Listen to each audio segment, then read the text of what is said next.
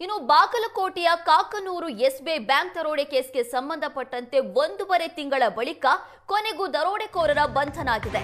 ಉತ್ತರ ಪ್ರದೇಶದಲ್ಲಿ ತಲೆಮರೆಸಿಕೊಂಡಿದ್ದಂತ ಇಬ್ಬರು ರಾಬರ್ಸ್ ಅನ್ನ ಪೊಲೀಸರು ಕೊನೆಗೂ ಅರೆಸ್ಟ್ ಮಾಡಿದ್ದಾರೆ.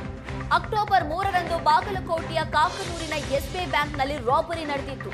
ಗ್ಯಾಸ್ ಕಟ್ಟರ್ ಬಳಸಿ ಸಿಸಿಟಿವಿಗೆ ಸ್ಪ್ರೇ ಹೊಡೆದು ಬ್ಯಾಂಕ್ನಲ್ಲಿ ದರೋಡೆ ಮಾಡಿತು. 26 ಲಕ್ಷ ನಗದು ಹಾಗೂ 24 ಲಕ್ಷ ಮೌಲ್ಯದ ಚಿನ್ನವನ್ನ ರಾಬರ್ಸ್ ಕತ್ತೊಯ್ದಿದ್ರು. ಇದೀಗ ದರೋಡೆ ಬಳಿಕ ಉತ್ತರ ಪ್ರದೇಶದಲ್ಲಿ ತಲೆಮರೆಸಿಕೊಂಡಿದ್ದಂತ ರಾಬರ್ಸ್ ಅನ್ನ ಪೊಲೀಸರು ಪತ್ತೆ ಹಚ್ಚಿದ್ದಾರೆ. ಖದೀಮರ ಪತ್ತೆಗಾಗಿ 1 ತಿಂಗಳ ಕಾಲ ಯುಪಿಯಲ್ಲಿ ಖಾಕಿ ಪಡೆ ಬೀಡು ಬಿಟ್ಟಿತ್ತು. ಆರೋಪಿ ಜಾಕೀರ್ ಅಲಿ ಖಾನ್, ಕಮರುಲ್ಲಾ ಖಾನ್ ಅನ್ನ ಈಗ ಪೊಲೀಸರು ಬಂಧಿಸಿದ್ದಾರೆ. ದರೋಡೆ ಪ್ರಕರಣಕ್ಕೆ ಸಂಬಂಧಪಟ್ಟಂತೆ ಪೊಲೀಸರು ಕಾರ್ಯಾಚರಣೆ ನಡೆಸಿದ್ದಾರೆ. ದೃಶ್ಯದಲ್ಲಿ ಗಮನಿಸ್ತಾ ಇದ್ದೀವಿ ಎಸ್ಬಿಐ ಬ್ಯಾಂಕ್ ದರೋಡೆಯನ್ನ ಯಾವ ರೀತಿ ಮಾಡಲಾಗಿತ್ತು ಅಂತ.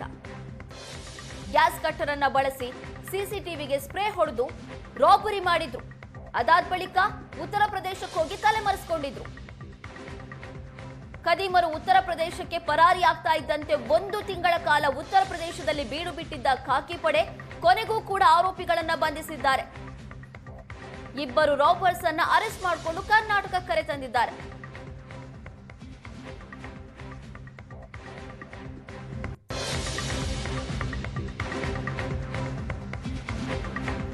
ಇನ್ನು ದರೋಡೆಕೋರರ ಬಂಧನ ಬೆನ್ನಲ್ಲೇ ಮತ್ತೊಂದು ಪ್ರಕರಣ ಬಯಲಾಗಿದೆ.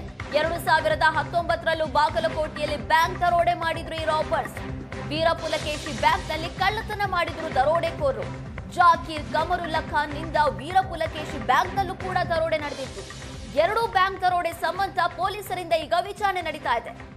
ಏನು 2025ರಲ್ಲಿ ಮಾತ್ರ ದರೋಡೆ ಪ್ರಕರಣ ನಡೆದಿದ್ದಲ್ಲ, 2019ರಲ್ಲೂ ಕೂಡ ಈ ಖದೀಮರು ದರೋಡೆ ಮಾಡಿದ್ರು. ಬಾಗಲಕೋಟೆಯಲ್ಲೇ ದರೋಡೆ ಮಾಡಿದಂತ ಖದೀಮರನ್ನ ಈಗ ಪೊಲೀಸರು ಅರೆಸ್ಟ್ ಮಾಡಿದ್ದಾರೆ.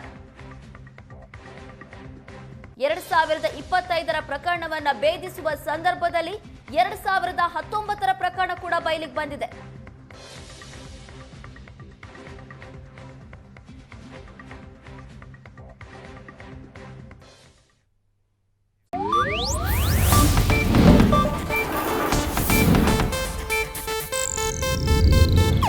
ಇದು ಏಷ್ಯಾನೆಟ್ ನ್ಯೂಸ್ ನೆಟ್ವರ್ಕ್ ಪ್ರಸ್ತುತಿ.